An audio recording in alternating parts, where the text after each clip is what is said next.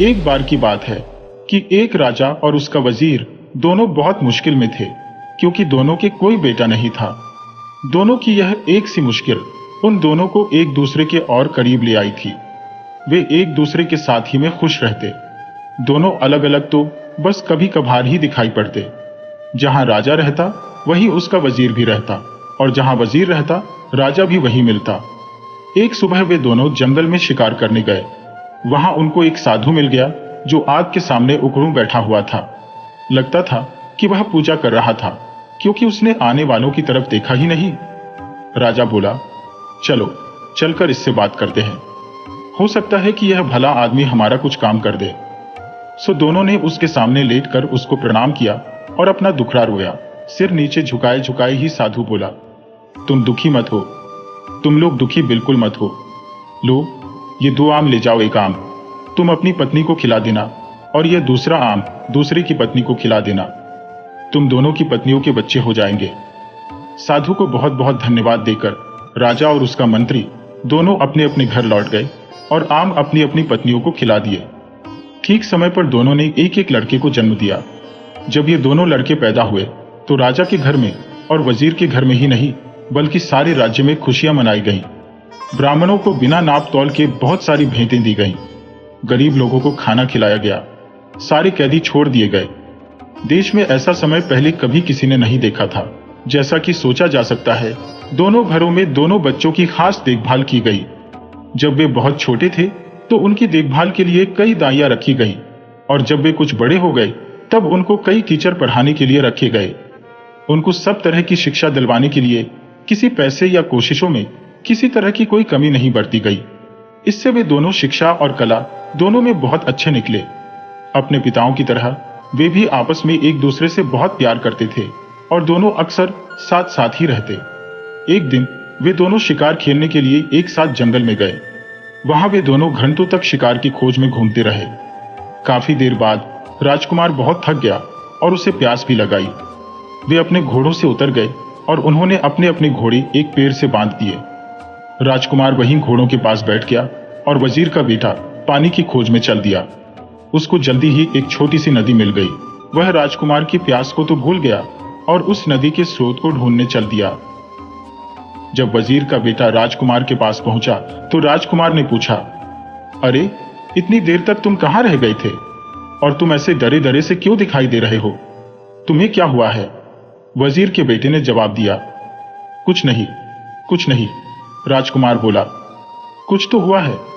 तुम्हारा चेहरा बता रहा है कि तुम्हारे साथ जरूर ही कुछ हुआ है। तब वजीर के बेटे ने उसे बताया कि उसने एक बहुत सुंदर लड़की को देखा है।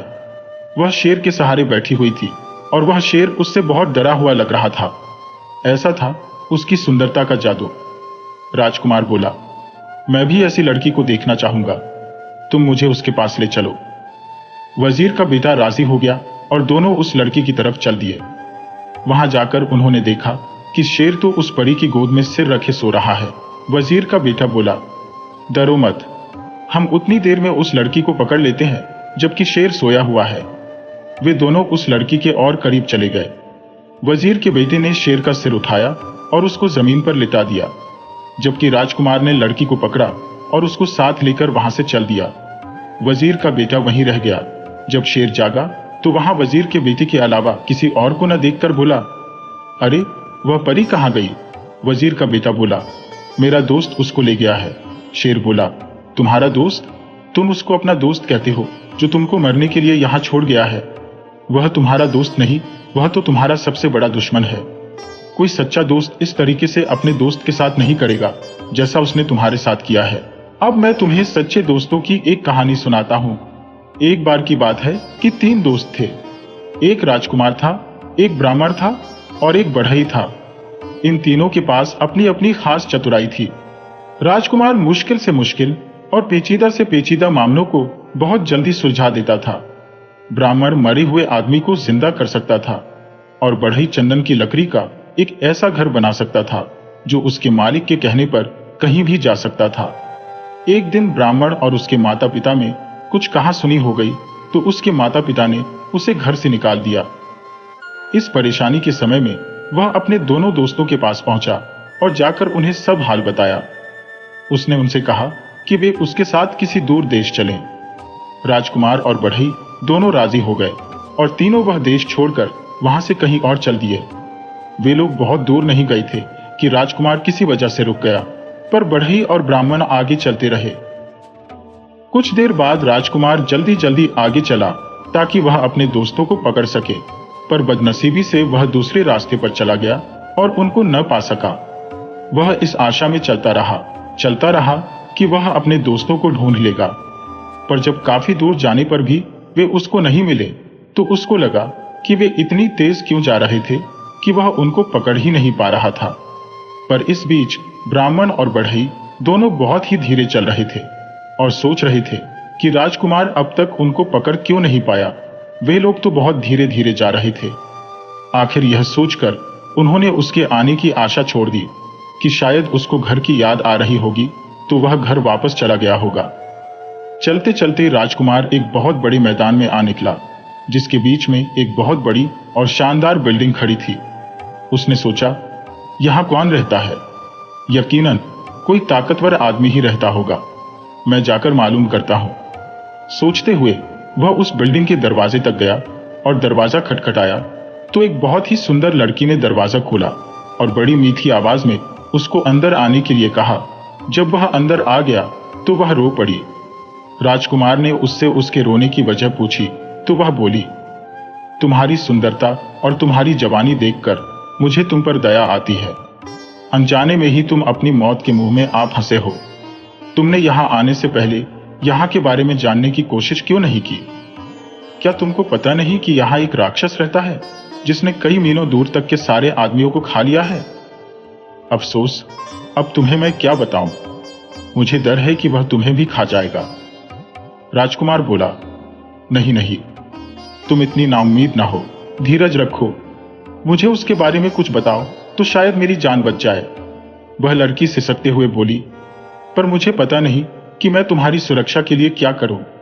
फिर वह उसको मकान के पीछे वाले कमरे की तरफ ले गई और उसमें रखे एक बड़े बक्से में उसको बंद कर दिया और उससे बोली, अब तुम यहां तब तक चुपचाप रहो जब तक मैं यहां दोबारा आती हूं। भगवान तुम्हारी रक्षा करें। शाम को राक्षस लौटा तो उसकी तेज सूंघने की ताकत ने उसे बता दिया कि वहीं कहीं कोई आदमी मौजूद था। उसने लड़की से पूछा कि क्या तुम्हारे अलावा यहां कोई और भी आदमी है? कौन है वह, कहां है वह, जल्दी बताओ, मुझे बहुत जोर की भूख लगी है। लड़की बोली, लगता है आज तुम्हारी तबीयत ठीक नहीं है। यहां कोई आदमी नहीं आया। तुम क्या समझते हो कि यहां आने की कोई हिम्मत करेगा जो सारी दुनिया के लिए भयानक है?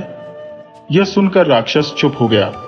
स्त्री ने देखा कि उसके शब्दों का असर उस पर हो गया है तो उसकी हिम्मत और बढ़ गई। उसको उससे मजाक सूझा तो उसने उससे उसकी जिंदगी के बारे में कुछ और जानना चाहा।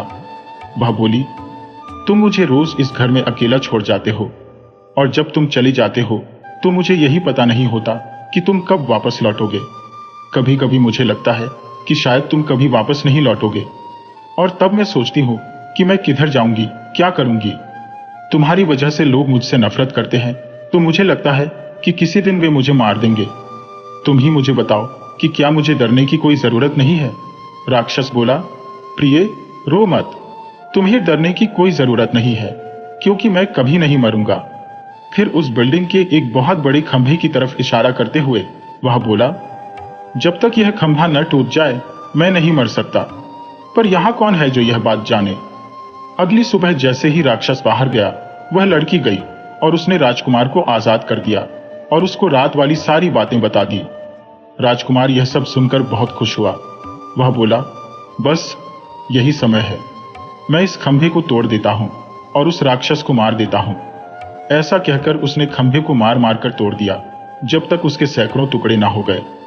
ऐसा लग रहा था कि राजकुमार की हर चोट सीधी राक्षस पर पड़ रही थी, क्योंकि जैसे ही वह खंभे को मारता था राक्षस बहुत जोर से चिल्लाता था। जब खंभा टूटकर गिर गया तो राक्षस भी मर गया। अब राजकुमार उस सुंदर लड़की के साथ उस घर में रहने लगा। आस पास के लोग उसका राक्षस को मारने के लिए धन्यवाद करने के लिए आए। उसके बाद उस देश में शांति और खुशहाली छा गई। आसपास की जमीन में फिर से खेती होने लगी, गांव बसने लगे, वातावरण में लोगों की हंसी और संगीत गूंजने लगा। पर सच्ची खुशी हमेशा के लिए तो नहीं रहती। एक दिन वह लड़की अपने घर की एक खिड़की के सामने अपने बाल संवार रही थी। बाल संवार कर कंघी उसने खिड़की की दीवार पर रख दी कि एक कौवा वहां आया और उस कंघी को लेकर उड़ गया। वह उसको बहुत दूर समुद्र के पास लेकर उड़ गया और वहां जाकर उसको पानी में गिरा दिया। वहां उसको एक बड़ी सी मछली ने निगल लिया और एक मछली को इत्तेफाक से एक मछियारे ने पकड़ लिया। उसने देखा कि मछली बहुत बढ़िया थी, सो उसे वह राजा के महल में राजा के खाने के लिए दे आया। जब रसोइया मछली साफ कर रहा था तो उसको उसके पेट में एक कंघी मिली। उसको यह बड़ा अजीब सा लगा, सो वह उसको राजा के पास ले गया। राजा ने जब वह कंघी देखी तो उसने उसके मालिक से मिलने की इच्छा प्रकट की।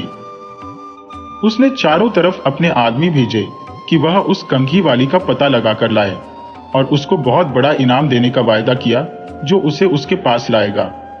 कुछ समय बाद एक स्त्री मिली जिसने कहा कि वह उस कंघी को पहचानती है और उसने यह वायदा भी किया कि वह उस कंघी की मालकिन से राजा को मिलवा देगी। वह राजकुमार की पत्नी से मिली और बहुत जल्दी ही उनके परिवार में घुल मिल गई। इतना ही नहीं बल्कि उसको घर में रहने के लिए भी बुला लिया गया, जो उसने तुरंत ही स्वीकार कर लिया। उसने देखा कि जब तक राजकुमार जिंदा है तब तक वह अपने उद्देश्य में सफल नहीं हो सकती, तो उसने राजकुमार को जहर दे दिया और हकीम को रिश्वत देकर उसकी पत्नी से यह कहलवा दिया कि वह अपनी मौत ही मरा है। उस राजकुमार की पत्नी तो राजकुमार की मौत पर बहुत दुखी हुई और बहुत रोई। उसके इतना दुखी होने पर तो लोगों को लगा कि वह तो मर ही जाएगी, पर उसने उसकी लाश को नहीं छोड़ा। उसने उसको एक मजबूत बक्से में बंद करके अपने प्राइवेट कमरे में रख लिया। उसने अपने पति से उसके दो दोस्तों के बारे में अक्सर सुना था कि वे क्या कर सकते थे। उसको यह आशा थी कि एक दिन वह उनसे जरूर मिलेगी और अपने पति को जिंदा करवा लेगी। जैसे ही उस स्त्री को मौका लगा, उसने उस लड़की को उसका घर छोड़ने के लिए और अपने साथ रहने के लिए कहा कि वहां तो वह काफी परेशान थी। कुछ दिन वह वहां से कहीं दूर रह लेगी तो उसको थोड़ी शांति मिल जाएगी।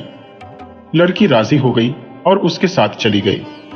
अपने घर आते ही उस स्त्री ने राजा को खबर की कि वह अपने उद्देश्य में सफल हो गई है। राजा वहां आया और उस लड़की को जबरदस्ती अपने महल ले गया और उससे प्रार्थना की कि वह उसके साथ उसकी रानी बनकर रहे। लड़की बोली कि वह उससे शादी तो कर लेगी, पर उसको 6 महीने का समय दिया जाए, क्योंकि उसके पंडित ने उससे ऐसा करने के लिए कहा था। राजा यह सुनकर बहुत खुश हुआ और उस दिन का इंतजार करने लगा जब वह दिन आएगा जब वह उस लड़की से शादी कर पाएगा। उसके लिए उसने एक छोटा सा महल सड़क के किनारे बनवा दिया था। वह उसी में अकेली रहती थी। इस बीच वह लड़की भगवान से यह मनाती रही कि उसके पति के दोनों दोस्त कहीं से उसे मिल जाए तो वह इस राजा से शादी करने से बच जाए। वह हर जगह पूछताछ करती रही। वह हमेशा अपनी खिड़की पर ही बैठी रहती और इस आशा में बाहर की तरफ देखती रहती कि शायद वे दोनों वहां से कभी गुजरें। एक दिन उसने 2 आदमी अपने घर की तरफ आते देखे तो उसने उनसे पूछा, आप लोग कौन हैं और कहां से आए हैं? वे बोले, हम लोग यात्री हैं और काफी यात्रा करने के बाद यहां तक पहुंचे हैं। हमारो साथ हमारा एक दोस्त राजकुमार भी था, पर अब वह खो गया है। हम उसी को ढूंढते हैं।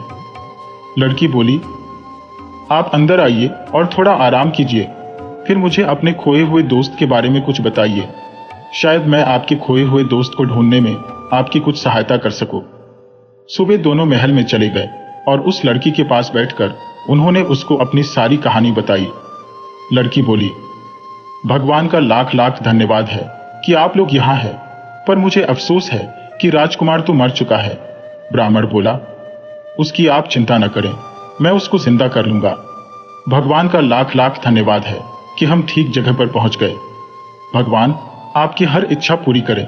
आप हमें राजकुमार का शरीर दिखा दीजिए। लड़की बोली, पर जरा ठहरिए, हमको बड़ी सावधानी से काम लेना है। इस देश के राजा को मुझसे बहुत प्यार हो गया है। मेरी प्रार्थना पर वह शादी के लिए 6 महीने तक मेरा इंतजार करेगा। 6 महीने पूरे होने वाले हैं और 6 महीने पूरे होते ही वह मुझको यहां से ले जाएगा। हम लोगों को बहुत ही सावधानी से काम करना है, क्योंकि राजा ने मेरे चारों तरफ बहुत सारा पहरा लगा रखा है। जो कुछ भी यहाँ होता रहता है, ये पहरेदार जाकर राजा को सब बताते रहते हैं। मुझे यकीन है कि आपका यहाँ होना भी राजा को पता चल गया होगा। अब देखना यह है कि हम यहां से निकले कैसे। बढ़ई बोला, मैम आप डरिए नहीं, अगर आप मुझे जरा सा चंदन की लकड़ी का टुकड़ा ला दें तो मैं उससे एक ऐसा महल बना दूंगा जो उसके मालिक की इच्छा पर इधर से उधर आ जा सकेगा। लड़की बोली, ठीक है मैं देखती हूँ। इसी समय उस लड़की ने एक दूत राजा के महल की तरफ एक संदेश लेकर भेजा, मैंने आपसे शादी करने का फैसला किया है, हमारी शादी का दिन पास आ रहा है, आप मुझसे खुश रहें, आप मुझे 300 मन चंदन की लकड़ी भिजवा दें। राजा ने तुरंत ही उसकी बात मानकर उसको 300 मन चंदन की लकड़ी भिजवा दी और बढ़ई ने उससे मकान बनाना शुरू कर दिया। जब मकान बनकर तैयार हो गया तो लड़की ने राजा को एक और संदेश भेजा, ओह भले शानदार राजा, हमारी शादी का दिन अब पास आ रहा है, तो आप मेरी भाभी और ननद को यहां तुरंत आने की इजाजत दें, मैं अपनी शादी के बारे में उनसे कुछ सलाह लेना चाहती हूँ। राजा ने उसकी यह प्रार्थना भी मान ली। जैसे ही वे दोनों स्त्रियां उस लड़की के पास चंदन के मकान में पहुंची, वैसे ही बढ़ई ने उस मकान को राक्षस के मकान के पास जाने के लिए कहा। वहां उनको राजकुमार मिल जाता और वे लोग राजा से दूर आराम से रहते। बढ़ई के कहते ही चंदन का मकान उड़ चला और वह इतनी बेआवाज उड़ा कि किसी को पता ही नहीं चला कि क्या हो रहा है। वे सब तो बस उसकी बनावट की ही तारीफ करने में लगी थी कि अचानक उन्होंने अपने आप को मरे हुए राक्षस के महल के पास पाया। लड़की ब्राह्मण को राजकुमार की लाश के पास ले गई। ब्राह्मण ने बस उससे अपना हाथ छुआया कि वह जिंदा हो गया। सब लोगों में खुशी की लहर दौड़ गई। राजकुमार की शादी लड़की से करा दी गई। बाद में पता चला कि वह तो उस समय की एक बहुत बड़े ताकतवर राजा की बेटी थी। राजकुमार के दोनों दोस्तों बढ़ई और ब्राह्मण की शादी राजकुमारी की ननद और भाभी से करा दी गई। सब लोग राक्षस के मकान में बहुत दिनों तक खुशी खुशी रहे। शेर ने अपनी कहानी खत्म करते हुए कहा, ओ वजीर के बेटे, जैसे वे ब्राह्मण और बढ़ई उस राजकुमार के दोस्त थे, वैसे लोग ही दोस्त होते हैं। राजकुमार की तो तुम बात मत करो, जो खुद तो परी को लेकर चला गया और तुमको यहां मरने के लिए छोड़ गया। उसको तुम अपना दोस्त मत कहो, वह तुम्हारा दोस्त नहीं है। खैर तुम मरोगे नहीं, मैं तुम्हें कोई नुकसान नहीं पहुंचाऊंगा। तुम अपने घर जाओ और शांति से रहो। और वजीर का बेटा वहां से चला गया।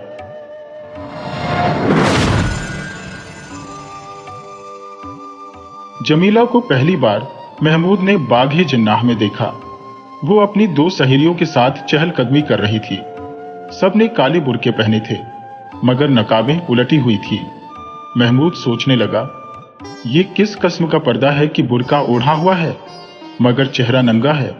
आखिर इस पर्दे का मतलब क्या? महमूद जमीला के हुस्न से बहुत मुतस्सिर हुआ। वो अपनी सहेलियों के साथ हंसती खेलती जा रही थी। महमूद उसके पीछे चलने लगा। उसको इस बात का कतन होश नहीं था कि वो एक गैर अखलाकी हरकत का मुर्तकिब हो रहा है। उसने सैकड़ों मर्तबा जमीला को घूर घूर के देखा। इसके अलावा एक दो बार उसको अपनी आंखों से इशारे भी किए, मगर जमीला ने उसे दरखोर एतना न समझा और अपनी सहेलियों के साथ बढ़ती चली गई। उसकी सहेलियां भी काफी खूबसूरत थी, मगर महमूद ने उसमें एक ऐसी कशिश पाई जो लोहे के साथ मकनातीस की होती है। वो उसके साथ चिमट कर रह गया।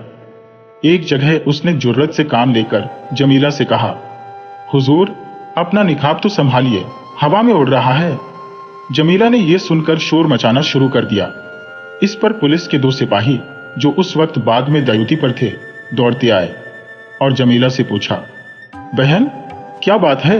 जमीला ने महमूद की तरफ देखा जो सहमा खड़ा था और कहा, यह लड़का मुझसे छेड़खानी कर रहा था। जब से मैं इस बाग में दाखिल हुई हूं, यह मेरा पीछा कर रहा है। सिपाहियों ने महमूद का सरसरी जायजा लिया और उसको गिरफ्तार करके हवालात में दाखिल कर दिया, लेकिन उसकी जमानत हो गई। अब मुकदमा शुरू हुआ। उसकी रुएदाद में जाने की जरूरत नहीं, इसलिए कि यह तफसील तलब है। किस्सा मुख्तसर यह है कि महमूद का जुर्म साबित हो गया और उसे 2 माह कैद बामुशक्कत की सजा मिल गई। उसके वालिदैन नादार थे, इसलिए वो सेशन की अदालत में अपील न कर सके। महमूद सख्त परेशान था कि आखिर उसका कबसूर क्या है। उसको अगर एक लड़की पसंद आ गई थी और उसने उससे चंद बातें करना चाही, तो ये क्या जुर्म है जिसकी पादाश में वो 2 माह कैद बामुशक्कत भुगत रहा है। जेल खाने में वो कई मर्तबा बच्चों की तरह रोया। उसको मुसव्विरी का शौकत था, लेकिन उससे वहां चक्की पिसवाई जाती थी। अभी उसे जेल खाने में आई 20 रोज ही हुए थे कि उसे बताया गया कि उसकी मुलाकात आई है। महमूद ने सोचा कि यह मुलाकाती कौन है। उसके वालिद तो उससे सख्त नाराज थे। वालिदा अपाहिज थी और कोई रिश्तेदार भी नहीं थे। सिपाही उसे दरवाजे के पास ले गया जो आहनी सलाखों का बना हुआ था।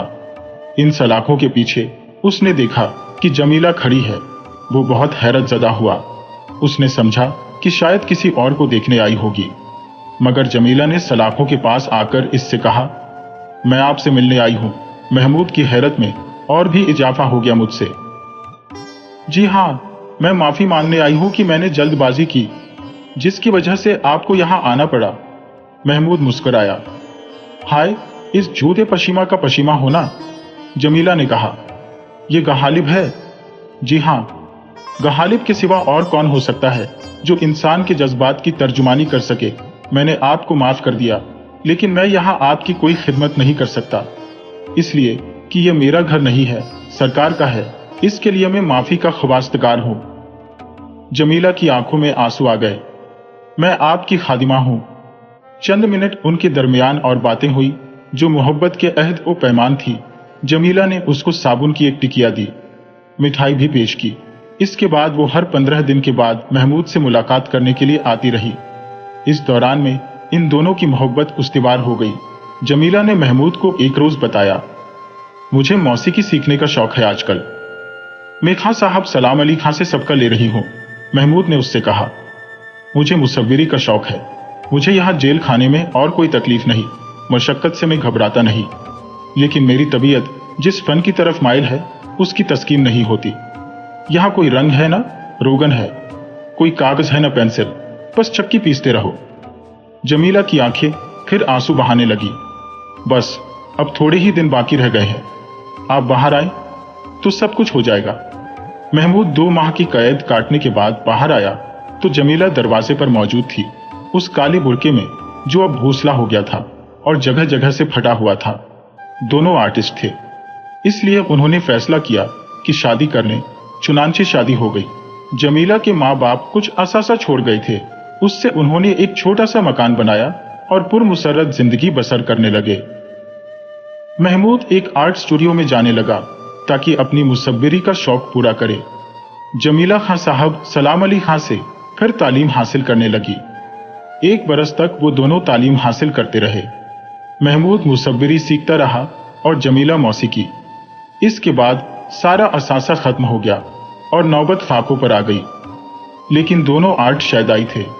वो समझते थे कि फाके करने वाले ही सही तौर पर अपने आर्ट की महराज तक पहुंच सकते हैं, इसलिए वो अपनी इस मुफलिसी के जमाने में भी खुश थे।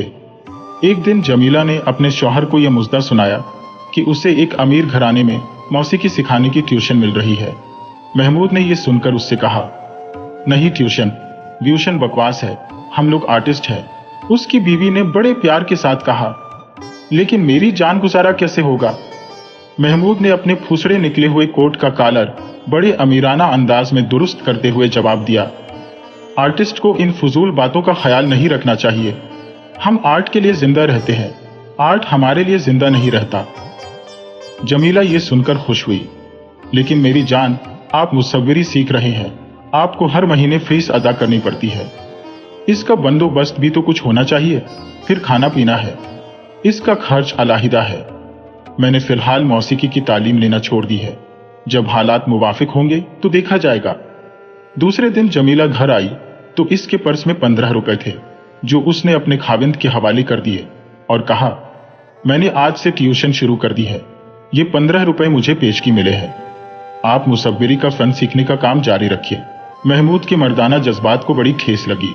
मैं नहीं चाहता कि तुम मुलाजमत करो, मुलाजमत मुझे करना चाहिए, जमीला ने खास अंदाज में कहा। हाय, मैं आपकी गैर हूं, मैंने अगर कहीं थोड़ी देर के लिए मुलाजमत कर ली है तो इसमें हर्ज ही क्या है। बहुत अच्छे लोग हैं, जिस लड़की को मैं मौसीकी की तालीम देती हूं बहुत प्यारी और ज़हीन है। यह सुनकर महमूद खामोश हो गया। उसने मजीद गुफ्तगू न की। दूसरे हफ्ते के बाद वो 25 रुपए लेकर आया और अपनी बीवी से कहा, मैंने आज अपनी एक तस्वीर बेची है, खरीदार ने उसे बहुत पसंद किया, लेकिन खसीस था, सिर्फ 25 रुपए दिए। अब उम्मीद है कि मेरी तस्वीरों के लिए मार्केट चल निकलेगी। जमीला मुस्कुराई। तो फिर काफी अमीर आदमी हो जाएंगे। महमूद ने उससे कहा, जब मेरी तस्वीरें बिकना शुरू हो जाएंगी तो मैं तुम्हें ट्यूशन नहीं करने दूंगा। जमीला ने अपने खाविंद की टाई की गिरह दुरुस्त की और बड़े प्यार से कहा, आप मेरे मालिक हैं, जो भी हुक्म देंगे मुझे तस्लीम होगा। दोनों बहुत खुश थे, इसलिए कि वो एक दूसरे से मोहब्बत करते थे। महमूद ने जमीला से कहा, अब तुम कुछ फिक्र न करो, मेरा काम चल निकला है। 4 तस्वीरें कल परसों तक बिक जाएंगी और अच्छे दाम वसूल हो जाएंगे।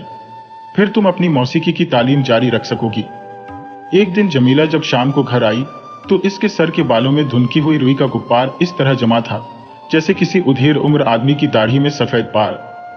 महमूद ने उससे इस्तफसार किया, ये तुमने अपने बालों की क्या हालत बना रखी है?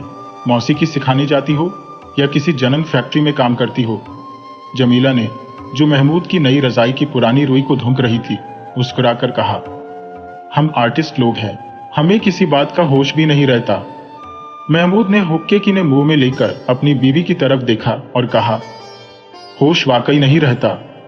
जमीला ने महमूद के बालों में अपनी उंगलियों से कंघी करना शुरू की। ये धुनकी हुई रुई का गुब्बार आपके सर में कैसे आ गया?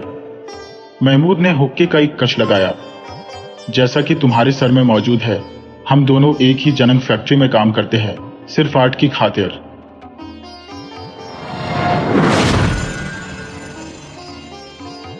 सुबह 5 बजे गाड़ी मिली। उसने एक कंपार्टमेंट में अपना बिस्तर लगा दिया। समय पर गाड़ी ने झांसी छोड़ा और 6 बजते बजते डिब्बे में सुबह की रोशनी और ठंडक भरने लगी। हवा ने उसे कुछ गुदगुदाया। बाहर के दृश्य साफ हो रहे थे, जैसे कोई चित्रित कलाकृति पर से धीरे धीरे ड्रेसिंग पेपर हटाता जा रहा हो। उसे यह सब बहुत भला सा लगा। उसने अपनी चादर टांगों पर डाल ली। पैर सिकोड़कर बैठा ही था कि आवाज सुनाई दी, पढ़ो पट्टे सितारम सजित तारम।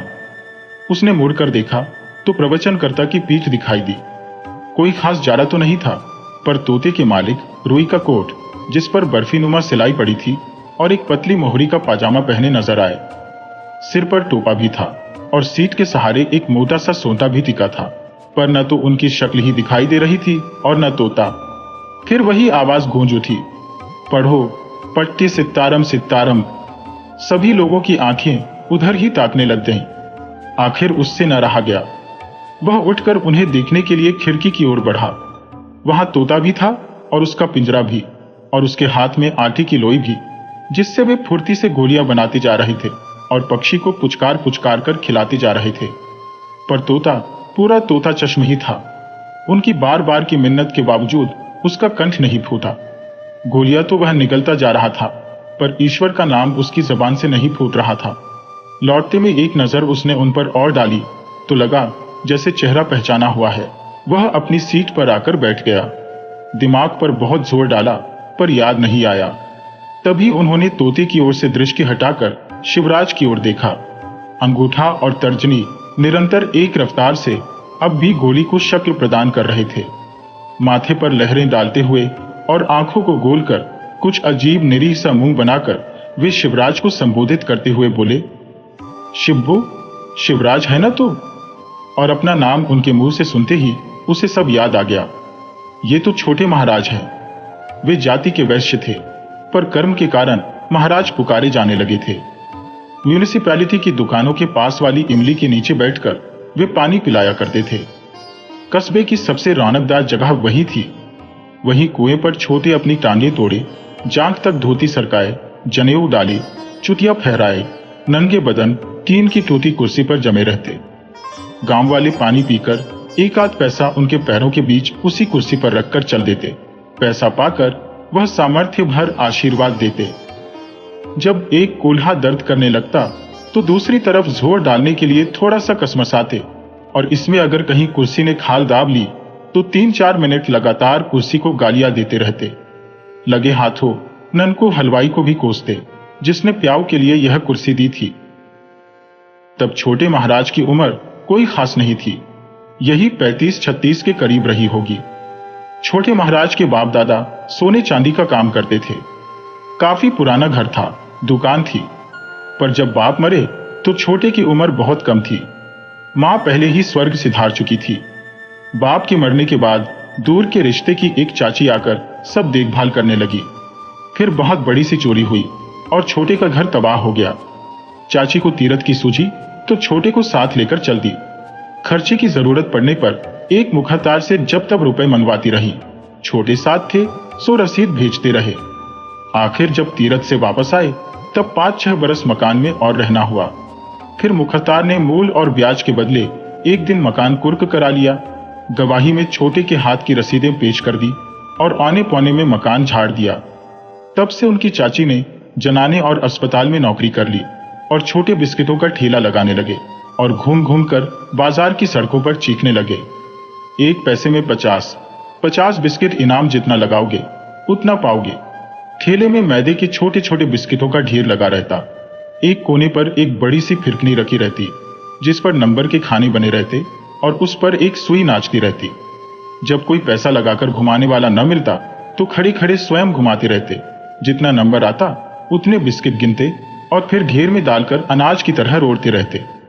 कभी करारे करारे 20-25 छांट लेते, सुई घुमाते, अंती से 1 पैसा निकालकर पैसा रखने वाले फूल के कटोरे में झन्न से मारते और जितना नंबर आता उतने गिनकर बाकी ढेर के सुपुर्द कर जलपान कर लेते। लेकिन इस तरह कैसे पेट पलता। फिर एक होम्योपैथिक डॉक्टर की दुकान को रोज सुबह खोलने तथा झाड़ने पोंछने का काम ले लिया। 2-4 घरों का पानी बांध लिया। तड़के उठकर 4-4 डोल खींचकर डाल आते और डॉक्टर की दुकान की सफाई आदि करके कोने में पड़े मोढ़े पर इज्जत से दोपहर तक बैठे रहते। डॉक्टर साहब की अनुपस्थिति में मरीजों के हालचाल पूछ लेते, कुछ देसी दवाइयों के नुस्खे बताते और जर्मन दवाइयों की अहमियत समझाते। तभी से छोटे अपने को बहुत कुछ एक छोटा मोटा वैद्य समझने लगे थे। मरीज की दशा देखते ही रोग का ऐलान कर देते। तमाम रोगों के इलाज पर उन्होंने दखल जमा लिया था। जब मोतियाबिंद हो जाने के कारण डॉक्टर साहब को दुकान बंद कर देनी पड़ी तो छोटी अपनी कोठरी में ही एक छोटा सा औषधालय खोलने का मंसूबा बांधने लगी। रतनलाल अत्तार के यहाँ से 8-10 आने की जड़ी बूटियां भी बंधवा लाए, जिन्हें घोंट पीस और कपरछन करके सफेद शीशियों में भरा और ताक में सजा दिया। फसली बुखार, हरे पीले दस्त, नाक कान सिर दर्द की हुक्मी दवाइयां बांटने का ऐलान भी कर दिया। पर गली के परिवारों का सहयोग न मिलने के कारण उन्होंने इस नेक इरादे को छोड़ दिया। सारी हकीमी दवाइयों को थोड़ा थोड़ा करके चूरन की पुड़ियों में मिलाकर उन्होंने आखिर अपने पैसे सीधे कर लिए। इस तरह के न जाने कितने घरेलू धंधे उन्होंने चलाए। जन्म से वैश्य होते हुए भी प्रकृति से परोपकारी होने के कारण उन्हें ब्राह्मणत्व भी प्राप्त करना ही था। इसीलिए जब गली टोले के लड़कों ने उन्हें प्याऊ पर बैठते देखा और चमकदार काली पीठ पर जनेऊ दिखाई पड़ा, वे वंशगत भावनाओं से अनजान कर्मगत संस्कारों के आधार पर उन्हें महाराज पुकारने लगे। तभी से छोटेलाल छोटे महाराज हो गए। जिस इमली के नीचे वह बैठते थे उस पर दैव की कृपा से महूप ने छत्ता धर लिया तो एक दिन अंधियारे पाक में जाकर स्टेशन के पास से एक कंजर पकड़ लाए। छत्ता बटाई पर तय हो गया, पर छोटे महाराज शहद का क्या करते। चलते वक्त उसे कस दिया कि आधे दाम कल आ जाए, पर महीना भर टल गया। झोपड़ी पर तगादा करने पहुंचे। नगद पैसे तो मिले नहीं, अच्छी खासी डांट लगाकर पैसों के बदले में तोता छाट लिया। कंजर ने मिन्नत की कि तीनों तोते पेशगी दामों के हैं, इस बार जाएगा तो उनके लिए भी पकड़ लाएगा। पर छोटे न माने, 2-4 गालियां सुना दी। तैश में बोले, मेरे पैसे क्या हराम के थे, वह भी तो पेशगी में से ही है, ला निकाल जल्दी इस टुइया को।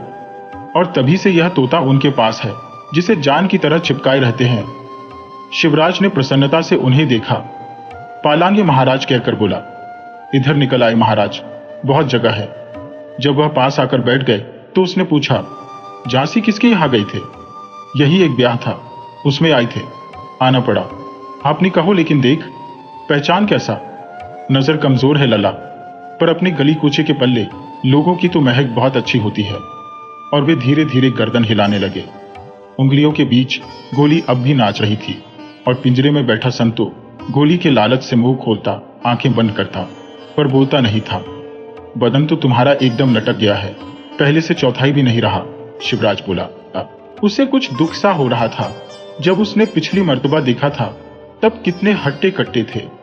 यूं उम्र का उतार तो था, पर इतना फर्क तो बहुत है। भला उम्र बने बनाए आदमी को इतनी जल्दी भी तोड़ सकती है? गाड़ी की चाल धीमी पड़ गई। छोटे महाराज ने संतू के पिंजरे को तनिक ऊपर उठाया, उसकी ओर प्यार भरी दृष्टि से निहारते रहे।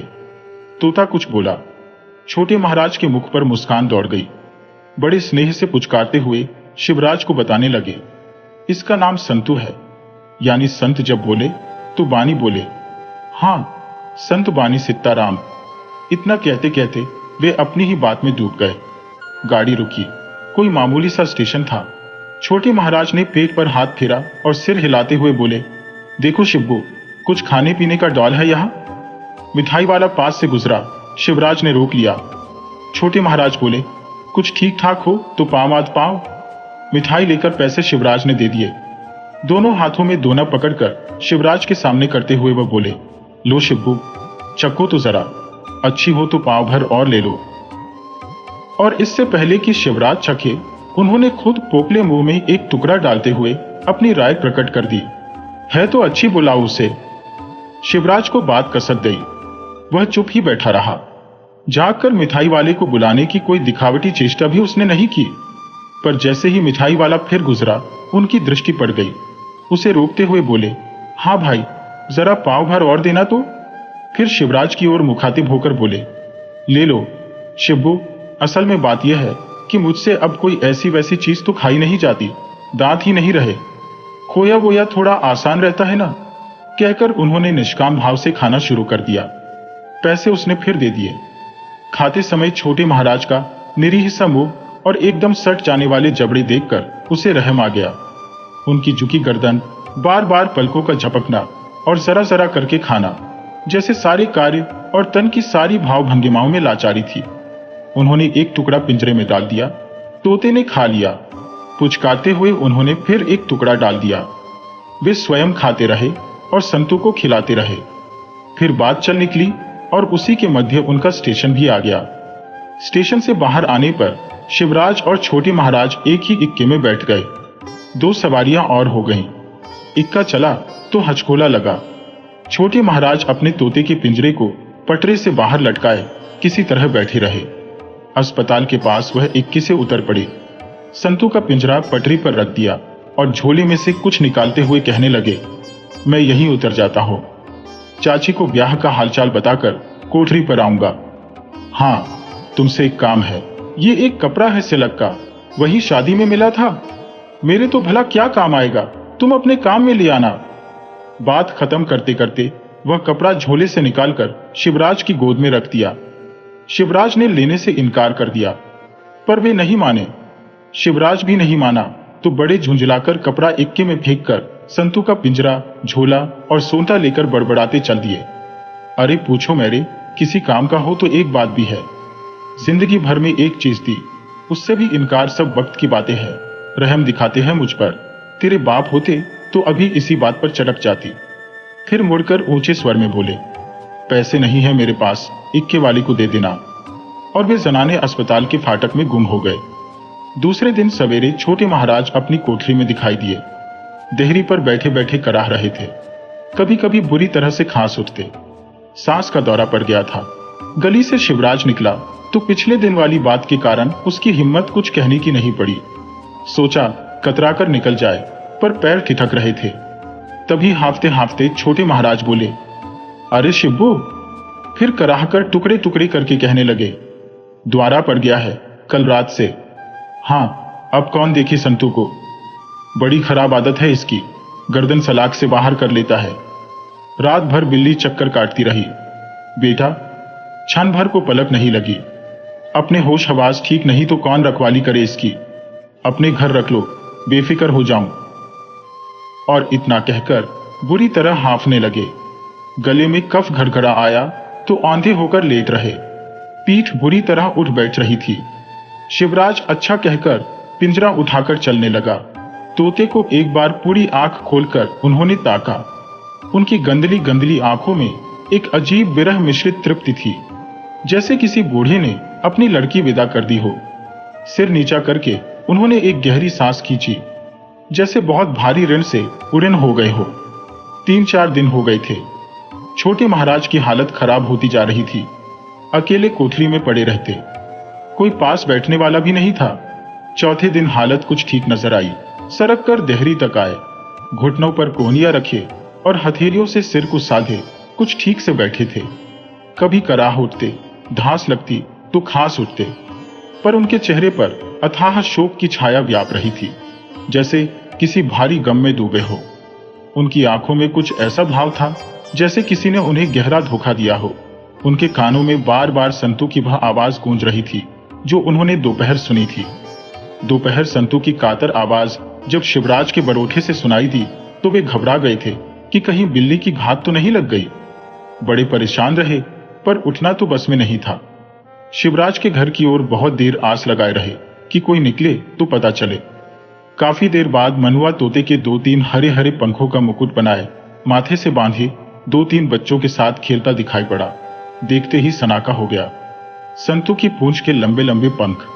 किसी तरह बुलाकर पूछा तो पता चला कि मनुआ को राजा बनना था, सो उसने संतू की पूंछ पकड़ ली। बात की बात में 2-3 पंख नोचाए। छोटे महाराज का जैसे सारा विश्वास उठ गया। ये लड़का तो उसे मार डालेगा। इस वक्त तबीयत कुछ ठीक मालूम हुई। बड़ी मुश्किल से उन्होंने अपना डंडा पकड़ा। हिलते कांपते शिवराज के बरोठे में पहुंचे और अपना तोता वापस मान लाए। कोठरी में आकर उसकी बूझी पूंछ देखते रहे, पर मुंह से कुछ बोले नहीं। संतू को पुचकारा तक नहीं। शाम हो आई थी। तिराहे पर लालटेन जल गई थी। पूरी गली में उदास अंधियारा भरता जा रहा था। उन्होंने संतू के पिंजरे को भीतर रखकर कोठरी के दरवाजे उड़का लिए और फिर नहीं निकले। भीतर कुछ देर तक खुटपुट करते रहे। फिर रात भर कोई आवाज नहीं आई। सवेरे शिवराज उधर से निकला तो कोठरी की ओर निगाह डाली। दरवाजे उसी तरह भिड़े थे। उसने धीरे से खोलकर झांका। देखा महाराज सो रहे थे।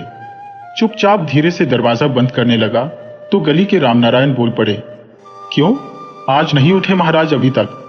और इतना कहते कहते उन्होंने पूरे दरवाजे खोल दिए। दोनों ने गौर से देखा। तोते का पिंजरा सिरहाने रखा था, जिस पर कपड़ा था कि कहीं बिल्ली की घात न लग जाए, परंतु छोटे महाराज का पिंजरा खाली पड़ा था। पंछी उड़ गया था। छोटे महाराज ने स्वयं तो नहीं पढ़ा था, पर रामलीला आदि में सुनने के कारण यह उनका पक्का विश्वास था कि अंतिम काल में यदि राम का नाम कानों में पड़ जाए तो मुक्ति मिल जाती है। पता नहीं उनके अंतिम क्षणों में भी संतू तोते की वाणी फूटी थी या नहीं। मिठाई वाला पास से गुजरा। शिवराज ने रोक लिया। छोटे महाराज बोले, कुछ ठीक ठाक हो तो पाव आध पाव। मिठाई लेकर पैसे शिवराज ने दे दिए। दोनों हाथों में दोना पकड़कर शिवराज के सामने करते हुए वह बोले, लो शिब्बू, चखो तो जरा, अच्छी हो तो पाव भर और ले लो। और इससे पहले कि शिवराज चखे, उन्होंने खुद पोपले मुंह में एक टुकड़ा डालते हुए अपनी राय प्रकट कर दी, है तो अच्छी भलाओ उसे। शिवराज को बात कसक गई। वह चुप ही बैठा रहा। जाग कर मिठाई वाले को बुलाने की कोई दिखावटी चेष्टा भी उसने नहीं की, पर जैसे ही मिठाई वाला फिर गुजरा उनकी दृष्टि पड़ गई। उसे रोकते हुए बोले, हाँ भाई, जरा पाव भर और देना तो। फिर शिवराज की ओर मुखातिब होकर बोले, ले लो शिब्बू, असल में बात यह है कि मुझसे अब कोई ऐसी वैसी चीज तो खाई नहीं जाती, दांत ही नहीं रहे। खोया बोया थोड़ा आसान रहता है ना।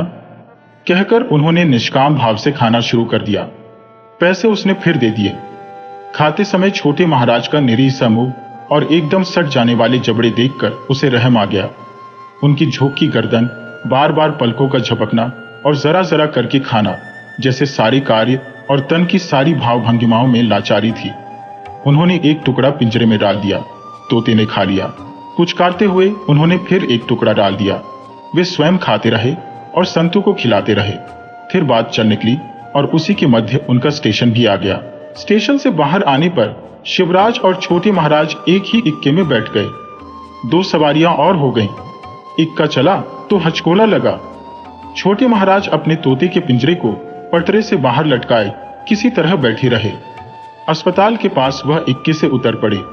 संतू का पिंजरा पटरी पर रख दिया और झोले में से कुछ निकालते हुए कहने लगे, मैं यहीं उतर जाता हूं। चाची को ब्याह का हालचाल बताकर कोठरी पर आऊंगा। हाँ, तुमसे एक काम है। ये एक कपड़ा है सिलक का, वहीं शादी में मिला था। मेरे तो भला क्या काम आएगा, तुम अपने काम में ले आना। बात खत्म करते करते वह कपड़ा झोले से निकालकर शिवराज की गोद में रख दिया। शिवराज ने लेने से इनकार कर दिया, पर वे नहीं माने। शिवराज भी नहीं माना तो बड़े झुंझलाकर कपड़ा इक्के में फेंक कर संतू का पिंजरा, झोला और सोंटा लेकर बड़बड़ाते चल दिए। अरे पूछो मेरे किसी काम का हो तो एक बात दी है, जिंदगी भर में एक चीज दी, उससे भी इनकार सब वक्त की बातें हैं। रहम दिखाते हैं मुझ पर, तेरे बाप होते तो अभी इसी बात पर चटक जाती। फिर मुड़कर ऊंचे स्वर में बोले, पैसे नहीं है मेरे पास, इक्के वाली को दे देना। और वे जनाने अस्पताल के फाटक में गुम हो गए। दूसरे दिन सवेरे छोटे महाराज अपनी कोठरी में दिखाई दिए। देहरी पर बैठे बैठे कराह रहे थे। कभी कभी बुरी तरह से खांस उठते। सांस का दौरा पड़ गया था। गली से शिवराज निकला तो पिछले दिन वाली बात के कारण उसकी हिम्मत कुछ कहने की नहीं पड़ी। सोचा कतरा कर निकल जाए, पर पैर ठिठक रहे थे। तभी हांफते हांफते छोटे महाराज बोले, अरे शिब्बू। फिर कराह कर टुकड़े टुकड़े करके कहने लगे, द्वारा पड़ गया है कल रात से। हाँ, अब कौन देखे संतू को, बड़ी खराब आदत है इसकी, गर्दन सलाख से बाहर कर लेता है। रात भर बिल्ली चक्कर काटती रही। बेटा क्षण भर को पलक नहीं लगी। अपने होश हवास ठीक नहीं तो कौन रखवाली करे इसकी, अपने घर रख लो, बेफिक्र हो जाऊं। और इतना कहकर बुरी तरह हांफने लगे। गले में कफ घरघरा आया तो औंधे होकर लेट रहे। पीठ बुरी तरह उठ बैठ रही थी। शिवराज अच्छा कहकर पिंजरा उठाकर चलने लगा। तोते को एक बार पूरी आंख खोलकर उन्होंने ताका। उनकी गंदली गंदली आंखों में एक अजीब विरह मिश्रित तृप्ति थी, जैसे किसी बूढ़े ने अपनी लड़की विदा कर दी हो। सिर नीचा करके उन्होंने एक गहरी सांस खींची, जैसे बहुत भारी ऋण से पूर्ण हो गए हो। 3-4 दिन हो गए थे। छोटे महाराज की हालत खराब होती जा रही थी। अकेली कोठरी में पड़े रहते, कोई पास बैठने वाला भी नहीं था। चौथे दिन हालत कुछ ठीक नजर आई। सरक कर देहरी तक आए। घुटनों पर कोहनियां रखे और हथेलियों से सिर को साधे कुछ ठीक से बैठे थे। कभी कराह उठते, धांस लगती तो खांस उठते, पर उनके चेहरे पर अथाह शोक की छाया व्याप रही थी, जैसे किसी भारी गम में डूबे हों। उनकी आंखों में कुछ ऐसा भाव था जैसे किसी ने उन्हें गहरा धोखा दिया हो। उनके कानों में बार बार संतू की वह आवाज गूंज रही थी जो उन्होंने दोपहर सुनी थी। दोपहर संतू की कातर आवाज जब शिवराज के बरूठे से सुनाई दी तो वे घबरा गए थे कि कहीं बिल्ली की घात तो नहीं लग गई। बड़े परेशान रहे, पर उठना तो बस में नहीं था। शिवराज के घर की ओर बहुत देर आस लगाए रहे कि कोई निकले तो पता चले। काफी देर बाद मनुआ तोते के 2-3 हरे हरे पंखों का मुकुट बनाए माथे से बांधे 2-3 बच्चों के साथ खेलता दिखाई पड़ा। देखते ही सनाका हो गया। संतू की पूंछ के लंबे लंबे पंख। किसी तरह बुलाकर पूछा तो पता चला कि मुनुआ को राजा बनना था, सो उसने संतू की पूंछ पकड़ ली। बात की बात में 2-3 पंख नोचाए। छोटे महाराज का जैसे सारा विश्वास उठ गया। ये लड़का तो उसे मार डालेगा। इस वक्त तबीयत कुछ ठीक मालूम हुई। बड़ी मुश्किल से उन्होंने अपना डंडा पकड़ा।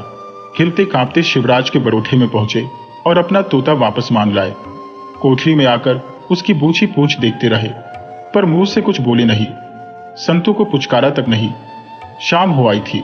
तिराहे पर लालटेन जल गई थी। पूरी गली में उदास अंधियारा भरता जा रहा था। उन्होंने संतू के पिंजरे को भीतर रखकर कोठरी के दरवाजे उड़का लिए और फिर नहीं निकले। भीतर कुछ देर तक खुटपुट करते रहे। फिर रात भर कोई आवाज नहीं आई। सवेरे शिवराज उधर से निकला तो कोठरी की ओर निगाह डाली। दरवाजे उसी तरह भरे थे। उसने धीरे से खोलकर झांका। देखा महाराज सो रहे थे। चुपचाप धीरे से दरवाजा बंद करने लगा तो गली के रामनारायण बोल पड़े, क्यों आज नहीं उठे महाराज अभी तक? और इतना कहते कहते उन्होंने पूरे दरवाजे खोल दिए। दोनों ने गौर से देखा। तोते का पिंजरा सिरहाने रखा था, जिस पर कपड़ा था कि कहीं बिल्ली की घात न लग जाए, परंतु छोटे महाराज का पिंजरा खाली पड़ा था। पंछी उड़ गया था। छोटे महाराज ने स्वयं तो नहीं पढ़ा था, पर रामलीला आदि में सुनने के कारण यह उनका पक्का विश्वास था कि अंतिम काल में यदि राम का नाम कानों में पड़ जाए तो मुक्ति मिल जाती है। पता नहीं उनके अंतिम क्षणों में भी संतू तोते की वाणी फूटी थी या नहीं।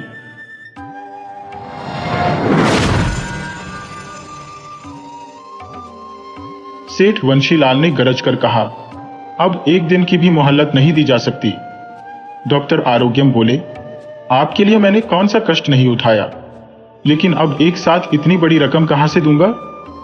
वे गिड़गिड़ाए और फिर बोले, न मालूम कौन सी बुरी घड़ी में मेरी बुद्धि भ्रष्ट हो गई और मैंने ऐसा बुरा काम कर डाला। मुझे क्षमा कीजिए। भगवान आपका भला करेगा। आपको किसी बात की कमी नहीं रहेगी। भगवान ने आपको अपार संपत्ति का स्वामी बनाया है। आपके लिए यह कोई बड़ी बात नहीं है। उनकी आंखों से दीनता जैसी सूरत दिखाई पड़ती थी। सेठ वंशीलाल चिल्लाकर बोले, भगवान भगवान कुछ नहीं। जब विश्वासघात किया था तब तुम्हारा ईश्वर कहां चला गया था?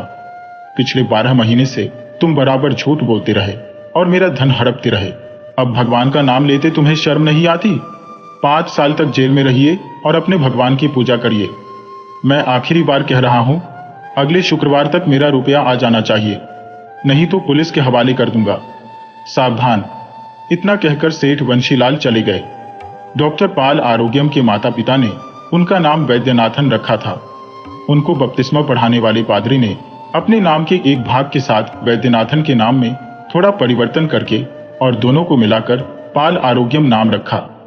पाल आरोग्यम ने कुछ दिन एक ईसाई स्कूल में शिक्षा पाई, लेकिन मैट्रिक की परीक्षा में सफल नहीं हो सके। तब बम्बई और कलकत्ता जाकर नौकरी की तलाश में मारे घूमते रहे और जब कोई नौकरी भी नहीं मिली तो थोड़ी बहुत होम्योपैथी की चिकित्सा सीखी तथा काशी में जाकर अपना काम आरंभ कर दिया। लेकिन उसमें उनको अच्छी आमदनी नहीं हुई। तब पास की गली में जो बजाज की दुकान थी, उसके मालिक से उन्होंने मित्रता कर ली। वे उसको बंगलौर के अपने परिचित व्यापारियों से नाना प्रकार की साड़ियां मंगवाकर देने लगे। वो शराब पीने लगे थे, इसलिए ब्याज से जो पैसा मिलता था उसे वे स्वयं खर्च कर देते थे और व्यापारियों से टाल मटोल करते रहते थे। इसी तरह 2 साल बीत गए और उन पर व्यापारियों का बहुत सा रुपया चढ़ गया। इसी समय सेठ वंशीलाल को यह समाचार मिला। सेठ जी की पुलिस वालों से बड़ी घनिष्ठता थी। उन्होंने उनसे सलाह मशविरा किया। वे जानते थे मुकदमा चलाने पर डॉक्टर आरोग्यम को जेल की हवा खानी पड़ेगी, परंतु पैसा नहीं मिलेगा। तब वे दोनों इस परिणाम पर पहुंचे कि बिना मुकदमा चलाए डॉक्टर को डरा धमकाकर किसी तरह रुपया वसूल करना चाहिए। इस योजना के अनुसार गुरुवार के दिन दोपहर को पुलिस के एक अफसर डॉक्टर आरोग्यम के घर आए और यह पता कर गए कि डॉक्टर घर में है या नहीं। डॉक्टर को जब यह बात मालूम हुई तो वह घबरा उठे। वे सोफे पर लेट गए और पिछला जीवन उनकी दृष्टि के सामने आने लगा। कितना दुखमय जीवन था। वे बच्चों की तरह रोने लगे। उन्हें छोटी छोटी बातें याद आती रही। शैशवावस्था में उनकी मां चल बसी थी। पिताजी ने दूसरा विवाह कर लिया था। इस विवाह के कारण उन्हें बहुत सी कठिनाइयां झेलनी पड़ी। अंत में वह घर से भाग निकले। ईसाई पादरियों से उनकी भेंट हो गई। वे उनको तिरुकोयलूर ले गए और ईसाई धर्म की शरण में ले लिया। कुछ दिन तक उनके भरण पोषण का भार भी उठाया। जब उन्हें वहां से भगा दिया तो वे पुदुच्चेरी, बंबई और कलकत्ता आदि स्थानों पर मारे फिरते रहे। उनके हृदय पट्टल पर चलचित्र की तरह ऐसी बातें अंकित होती रही और इन्हीं विचार लहरियों में डूबते उतरते उनकी आंख लग गई। उन्होंने स्वप्न में देखा कि गणेश जी प्रसन्न होकर उनके सामने खड़े हैं और पूछ रहे हैं, बेटा क्यों रोते हो? उन्होंने यह भी देखा कि उनकी बहन बालमबाल भी गणेश जी के साथ आई है। उनकी ऐसी बुरी अवस्था देखकर वे बहुत दुखी हो रही थी। गणेश जी ने कहा, बेटा रो मत, तुम्हारा कष्ट दूर हो जाएगा। बहन ने समझाया, भैया रो मत, सब कुछ ठीक हो जाएगा। उनकी सांत्वना से डॉक्टर आरोग्यम को कुछ सुख मिला, लेकिन अगले ही क्षण सेठ जी और उनकी सौतेली मां पिशाच व पिशाचिनी का रूप धारण किए हुए स्वप्न में आए और उन्हें डराने धमकाने लगे। वे घबराकर उठ बैठे। देखा पौ फट गई है और कोई दरवाजा खटखटा रहा है। उनके मन में तनिक भी संदेह नहीं रह गया कि पुलिस वाले उन्हें गिरफ्तार करने आई है। सहसा उनको याद आया कि आज शुक्रवार नहीं है। उन्होंने दिल को कड़ा किया, उठे और किवाड़ खोलकर पूछा, कौन है? आगंतुक का नाम शिव सुब्रह्मण्य अय्यर था। उन्होंने कहा, अगर आप इतना लिख कर दे दें कि मैंने रोगी का इलाज किया पर कुछ लाभ नहीं हुआ और उसकी मृत्यु हो गई तो मैं आपको 5,000 रुपए दूंगा। डॉक्टर पाल आरोग्यम गंभीर हो उठे, बोले, मिस्टर अय्यर आपका कहना ठीक है, लेकिन मुझे डर है कि ऐसा करके मैं किसी मुसीबत में न पड़ जाऊं, इसलिए मैं इस काम में हस्तक्षेप नहीं कर सकता।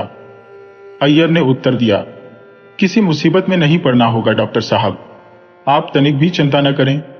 मैं भी तमिल भाषी हूं, आप भी तमिल भाषी हैं। मैं आपको किसी तरह मुसीबत में नहीं पड़ने दूंगा। मैंने आपसे जो कुछ कहा है सत्य कहा है, कोई बात नहीं छिपाई है। आप कृपा कर मेरी सहायता कीजिए, आजीवन आपका आभारी रहूंगा। इतना कहकर अय्यर महोदय डॉक्टर पाल आरोग्यम को विस्तार पूर्वक अपनी राम कहानी सुनाने लगे। मैं और मेरे वृद्ध ससुर दोनों तीर्थाटन करने के लिए चले थे। बद्रीनाथ आदि पवित्र स्थानों से होते हुए अंत में हम काशी आ पहुंचे। यहां हम चेतियार की धर्मशाला में ठहरे। मार्ग में ही ससुर साहब को बुखार आ गया था, वह उतरा नहीं। 8 दिन के तीव्र ज्वर के बाद बुधवार की रात को उनकी मृत्यु हो गई। वृद्धावस्था की दुर्बलता और कुटुंब की कुछ दुख भरी बातों के कारण वृद्ध को इस पवित्र तीर्थ स्थान में प्राण देने पड़े। 1 वर्ष से उनका स्वास्थ्य ठीक नहीं था। उन्होंने वसीयत लिखकर गुप्त रूप से रजिस्ट्री करवा ली थी। एक प्रति उनकी पेटी में थी, जिसको मैंने उनकी मृत्यु के बाद देखा।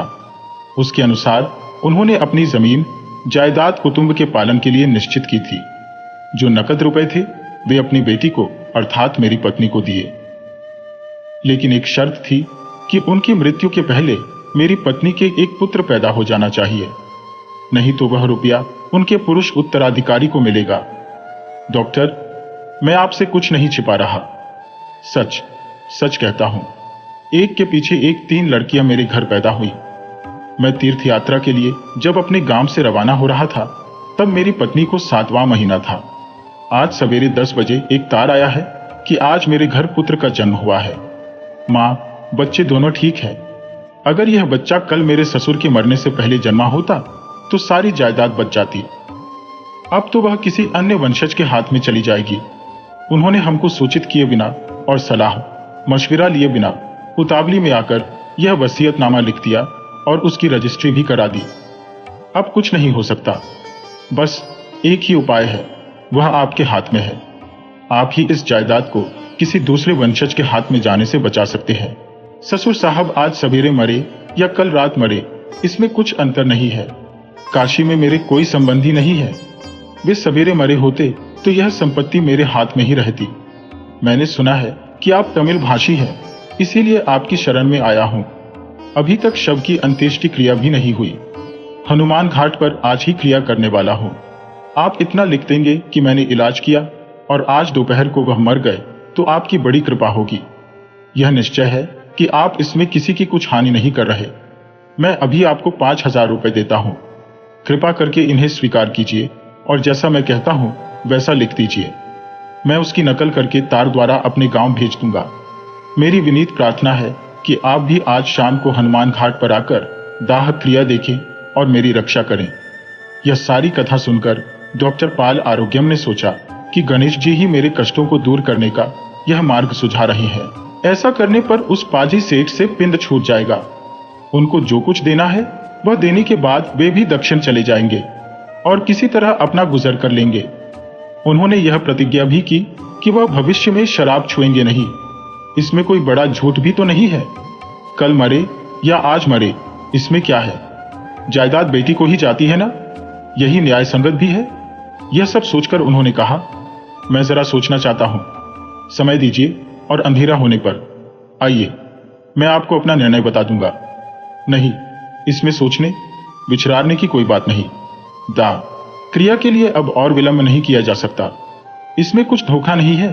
चलिए 1000 रुपए और लीजिए, पूरे 6000।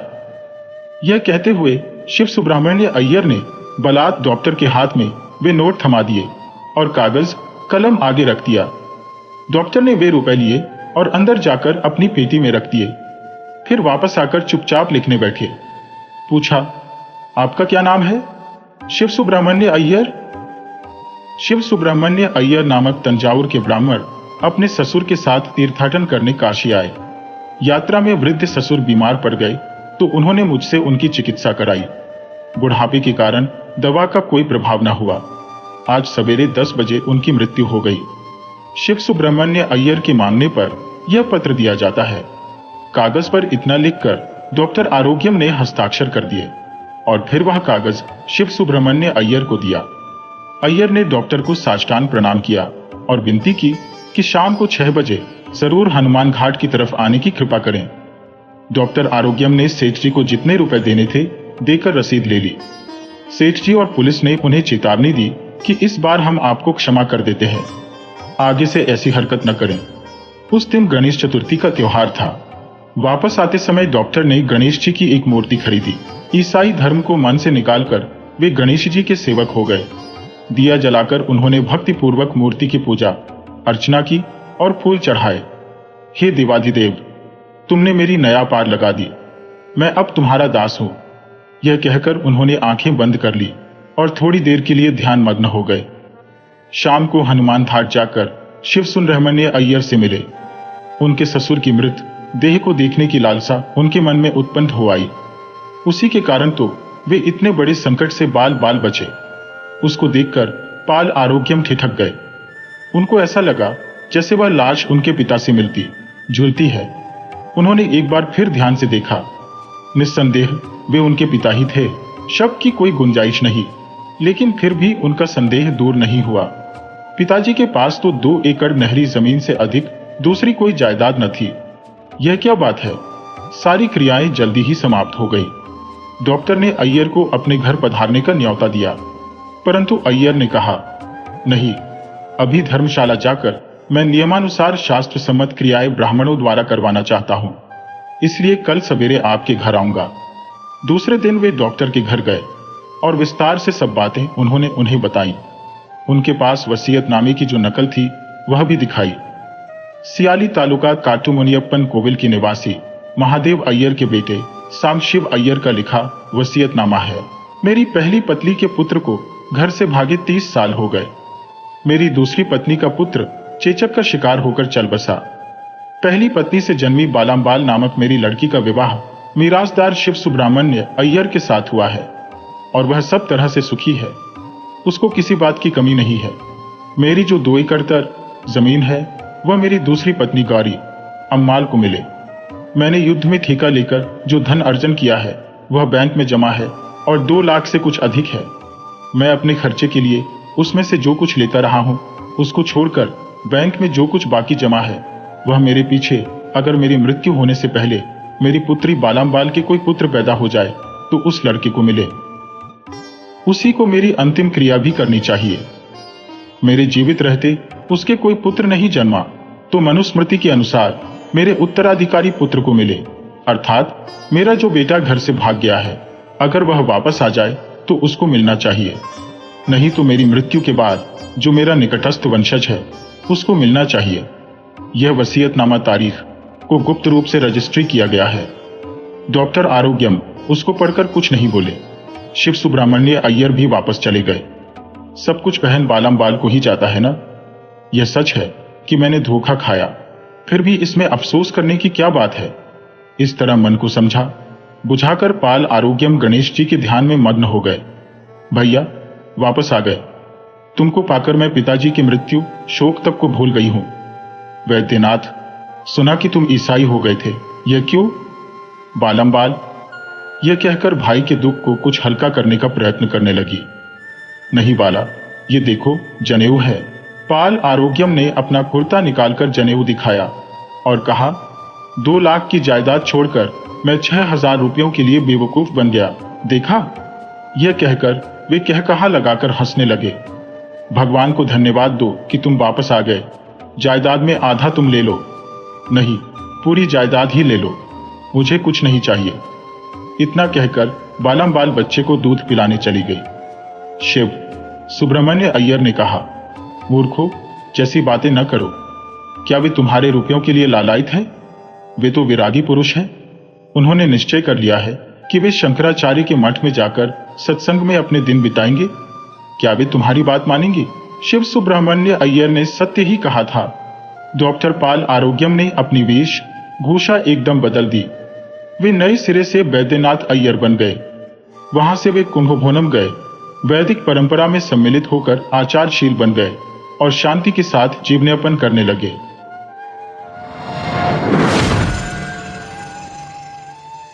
बेलूर जेल से रिहा हुए 1 सप्ताह बीत चुका था।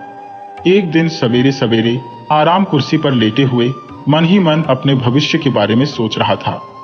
तभी डाकिये ने आकर पत्रिकाओं का एक बंडल और एक लिफाफा मुझे दिया।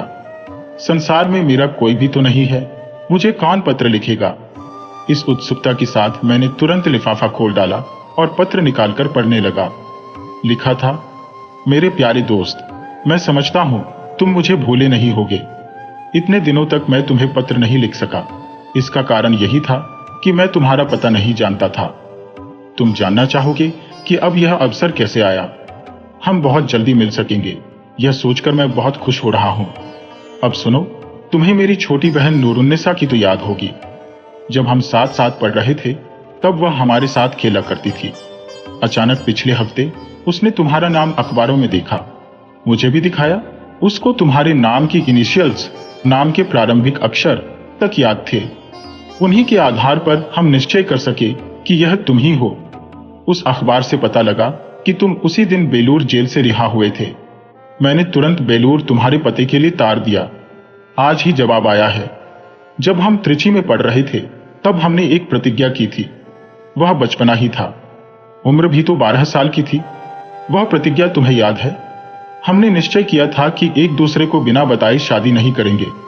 उसी प्रतिज्ञा को पूरा करने के लिए यह खत लिख रहा हो। 22 जुलाई 1930 को मद्रास में मेरी शादी होने वाली है। निमंत्रण पत्र साथ है, तुरंत चले आओ। बाकी बातें यही होंगी।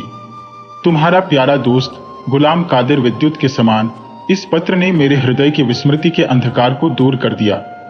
पिछले 10 वर्षों से अब तक मैं एक परदेशी की तरह घूमता रहा हूं। नमक सत्याग्रह में भाग लेकर 6 महीने जेल में भी रह आया हूं। इस लंबी अवधि में मेरे हृदय में रह रहकर एक लड़की का रूप उभरता था और मैं व्यथित हो उठता था। पहचान नहीं पाता था कि यह लड़की कौन है। आज यह पत्र पाकर समझ गया हूं कि वह नूरुन्निसा ही है। चूंघट डाले हुए एक लड़की जिसके चेहरे पर काली पलकों के बीच 2 चंचल नेत्र हैं। गुलाबों के बीच मल्लिका की तरह नीचे के ओठ को थोड़ा काटकर दबाने वाले दांत है। यह मोहिनी रूप ही मुझे व्यथित करता था। यह उसी का रूप तो है। क्या यह संभव है कि वह भी मेरी ही तरह व्यथित हो? अगर ऐसा नहीं है तो वह क्यों इस पत्र का कारण बनी? इस भीड़ में से उसने मुझे ही क्यों पहचान लिया? गुलाम कादिर और मैं कैसे स्नेह पाश में बंधे, इसकी एक बड़ी रोचक घटना है। जब मैं त्रिची के एक स्कूल में 3रे दर्जे में भर्ती हुआ तब मेरी आयु 10 वर्ष की थी। गुलाम मेरी बगल में ही बैठता था। एक दिन हिसाब के घंटे में उसने मेरी नकल कर ली। संयोग से मेरा सवाल गलत था। अध्यापक ने हम दोनों की स्लेटें देखी। मुझसे कहा कि तुमने गुलाम की नकल की है और मुझे बेंतु से पीटा। शाम को घर लौटते समय गुलाम कादिर ने मुझसे पूछा, भाई कसूर तो मेरा था, तुमने मास्टर को बताया क्यों नहीं? मैंने कुछ उत्तर नहीं दिया। अचानक ही उसने कहा, मेरे साथ चलो, मेरी कार में बैठकर मेरे घर चलो। बाद में मैं तुमको तुम्हारे घर पहुंचा दूंगा। मैंने उसकी बात मान ली। कार में सवारी करने की मेरी बड़ी इच्छा थी, आज पूरी हुई। 15 मिनट बाद वह कार तेंदूर में एक विशाल भवन के सामने जाकर खड़ी हो गई। गुलाम कादिर के पिता गयासुद्दीन साहब एक बड़े व्यापारी थे। अरकाद के नवाब के वह वंशज माने जाते थे। बाहर की बैठक में एक शानदार मसनद के सहारे वह बैठे हुए थे। उनके सामने हुक्का और पीकदान रखे हुए थे। चारों ओर बड़े बड़े आईने टंगे थे। कई मुगल चित्र भी लगे हुए थे। एक ओर संगमरमर के एक मोर के सिर पर अगरबत्तियां जल रही थी और उनसे निकलता धुआं सा वातावरण को सुगंध से भर रहा था। फर्श पर मुलायम कश्मीरी गलीचे बिछे हुए थे। गुलाम कादिर छलांग मारता हुआ उनके पास पहुंचा और उसने उनके कान में कुछ कहा। मैं चुपचाप दूर खड़ा हुआ था। उन्होंने मुझे बुलाया, इधर आओ। बहुत दिनों बाद जब मैंने मौलाना शौकत अली को देखा तो मुझे अचानक उनकी याद आ गई। मौलाना में और इनमें बहुत ही साम्य था। गुलाम मुझे उनके पास ले गया। उन्होंने मेरी पीठ थपथपाई और अपनी पत्नी को पुकारा। 2 क्षण बाद अपनी 2 बेटियों सहित वे वहां आई। उनकी उम्र होगी लगभग 30 वर्ष की। ऊंचे कद की वह सुंदर स्त्री थी। वे धीरे धीरे पैर रखती हुई आ रही थी और उनके पैरों के पाजेब मीठी आवाज पैदा कर रहे थे। बड़ी लड़की अलीमा कुछ नाटी और मोटी थी, लेकिन छोटी नूरुन्निसा गुलाम कादिर की तरह सुंदर थी। उसकी आयु होगी यही कोई 8 वर्ष की। उस आयु में मुझ में यह सब वर्णन करने की शक्ति नहीं थी। लेकिन मेरे मन पर जो चित्र उस समय अंकित हो गया था, उसी को मैं आज देख रहा हूँ।